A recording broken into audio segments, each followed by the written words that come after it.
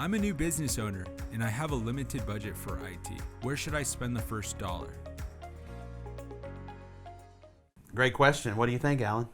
Wow. So if you're in a startup phase, obviously every penny counts when you're getting cranked up. So oftentimes what we see is people operating off of some laptops, cell phones and laptops and some Wi-Fi, and that's about all they've got to get started, which is fine up to a certain point.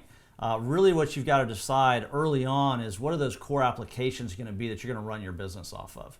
And those are different. We call them line of business applications, and they're different for every industry. So really that's your key, is figuring out what those core business functions are and how your automation is going to work in those applications. Okay, what are some examples of this? So obviously, like a medical practice, it's going to be what EMR system, electronic medical records, are you going to use?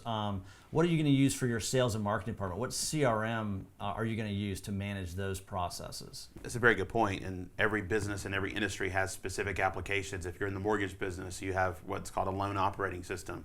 Almost every business needs some kind of CRM. I mean, if you're a restaurant and you want to reach out to your patrons, or your B2B sales, there's some type of CRM out there and a way to stay in touch. Absolutely. That's really important in today's world.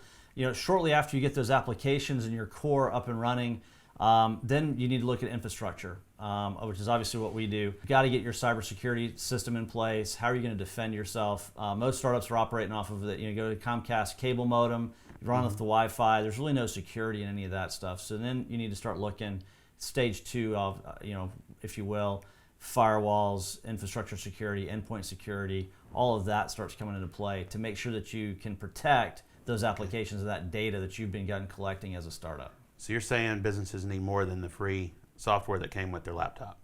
Yeah. Okay. Absolutely. That's what I thought. Absolutely.